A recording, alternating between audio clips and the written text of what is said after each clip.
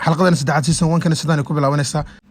جوتي gabadha si toos ah kulmay markaana wuxuu rabaa wax walba xaqiiqad ay tahay inuu u sheego runtii jooti gabadhan wuxuu leeyahay maxay taas sawaa kugu kaliftay in aad waxyaabaha noocan oo kale inaad sameeyso waxuna dha jooti sumcadeeda sharafteeda inta ma waxaad rabtaa inaad meel aga dhacdo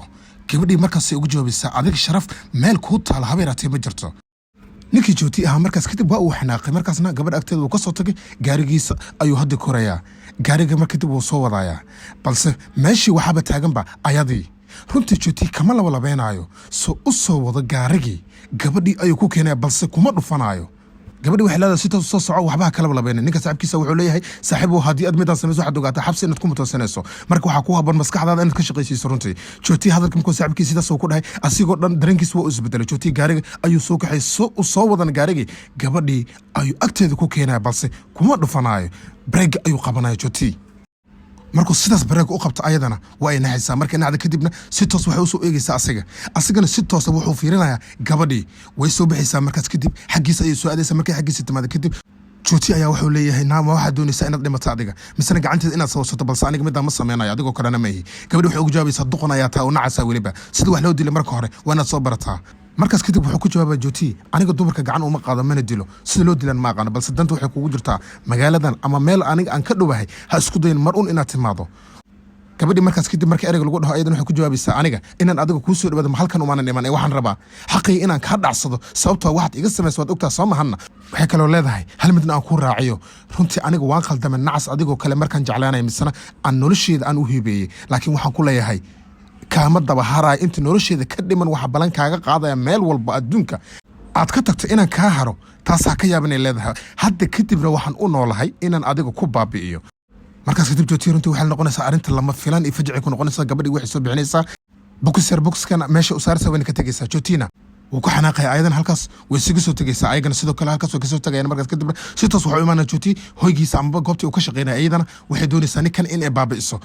gabadha markaas kadib way ka soo orqaajinaysaa ayadoo may soo socdo waxay arkaysaa gabar kaloo meesha taagan gabadhii su'aal weydiinaysaa waxay leedahay saaxiibay adiga maxay tahay sababaha kugu kalifay inaad middan aad samayso gabadhan waxaa waaye gabadhii ayada ku caabisay in gabadhan videoga ama muuqaalka sirta ahaa inay soo hesho gabadhii garab ku siisay gabadhan runtii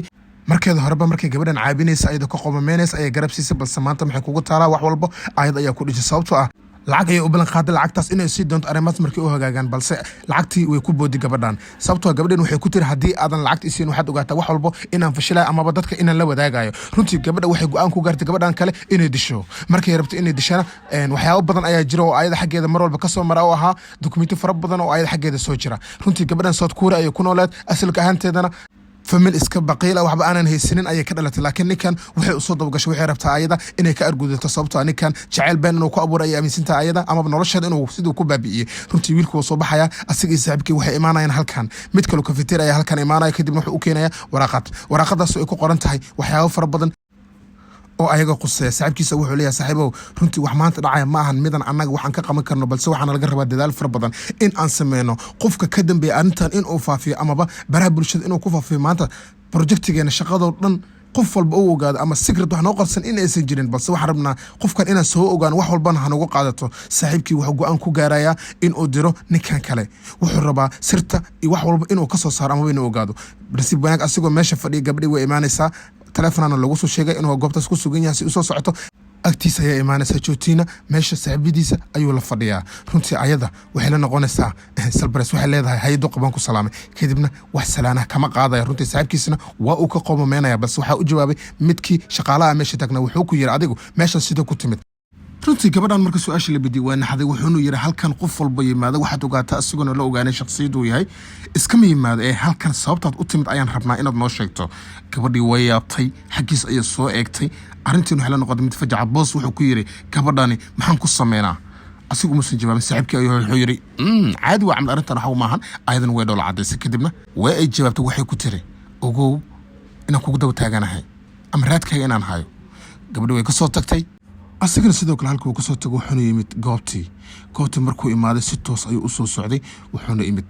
meeshii markuu imaadana wuxuu arkayba ayadoo meeshii taaganba kadib markii meeshii taagan ayuu arkay gadaal ay soo fiirisay kadibna asigana wuu fiiriyay kadib waxay ku tirahay meel walba lugta dhigo waan ku daba taagna soo kuma dhihinna hay kadib wuxuu ugu jawaabay wax ma ku sheega raadkayga inaad ka horto ay dani kugu jirto haddii kale waxaad ogaataa sharciga aan kula tigsanayo aadana waxay ku tiri sharciga aniga waxba igama bedelayo balse waxaan rabaa hal mid inaan ku tusiyo feel ayaa soo qaaday feelkiina way kala furtay markay kala furtay kadib feelkii wax badan ayaa la tusay duqi markaas kadibna feelasha waxa ku wada xusan oo ah in asigu qoftaani oo asiga hadda korbalan oo ka qaaday amaba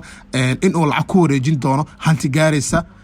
500 oo boon ah ayagu waxay isticmaalaan lacagta boonka ah runtii lacagtaasna hadda ko saxiix ayaa laga hayaa ma boodi karo waxay ku tiri ugu duqa haddii aad isku daydo inaad dhaqaaq samayso aniga feelkan amaba xogtan waxaan la wadaagayaa booliska kadibna adigu waxay ogaanayaan in aad tahay nin xun waxaad ogaataa go'aamadan aad qaadatay inaad noloshaada wax badan ay ka bedeli karaan laakiin sidan kuma haboon wayna ka soo tagaysaa runtii jootina arintii lama filcay noqonaysaa ayaduna wada ay isku soo dhigaysaa kadibna shakhsi ay la hadlaysaa balse taleefankii in badan qofka ay garaacayso ma ahan qof raba inuu ayada la hadlo wayna ka qoomameynaysaa kaba taako oo ayada wadatay kabihii ayaa xoogaa lugta ka xoqeen kadibna xanuun yar ayay dareentay waxayna samaysay halkan ayay fadhiisatay asigii waa kan iyo saaxiibkii gaari ayagoo wata markaas wuxuu ku yiri duqmadii hoo qabsay biyahan way qabsatay biyi ayay eegtay wayna qoshashay kadibna biyihii ay caaga ka furtay wayna cabtay biyihii markii cabtay kadib wiilkii waa uu eegayaa saaxiibkiina sidoo kale ayad ayay eegayaan markaas wuxuu ku tiri biyaad isiis wax xasaana kaagama haayo wayna ka tagtay halkii asigana waa uu eegayaa ayadana meeshii sidii ugu tagtay